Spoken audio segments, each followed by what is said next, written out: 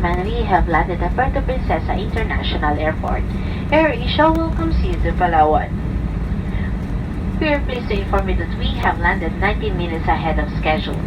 For your safety, please remain seated till the aircraft comes to a complete stop and the fasten seatbelt sign is switched off.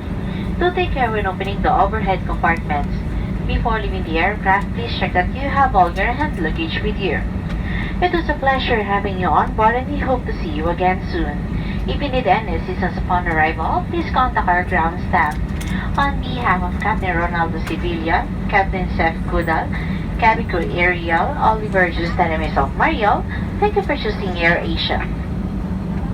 Mga binibinigi ng Adino, kalalapag po lamang natin sa paliparang pandaigdig ng Puerto Princesa, maligayang pagdating sa Palawan. Para sa inyong kaligtasan, manatiling nakaupo hanggang aeroplano hindi pa ganap na nakahinto at kinibigyan na ng pahintulot na bumaba. Mag-ingat po sa pagkuha ng anumang bagay na maaaring mahulog mula sa ulo ng kompartamento at bago po kayo bumaba at yakinin natin nyo na po lahat ng inyong kagamitan. Inaasahan namin na muli tayo magkikita sa inyong susunod na paglalakbay at kung kayo mga kailangan ng tulong, huwag magatubling lumapit sa aming mga ground staff. Sa ngalan ng AirAsia, ni Kapitan Ronaldo Sevilla, Unofficial Chef Kudal at lahat ng aming mga kasama, ako po'y malugod na nagpapasalamat sa inyong pagtangkilik sa amin. Paalam na po hanggang sa muli nating pagkikita.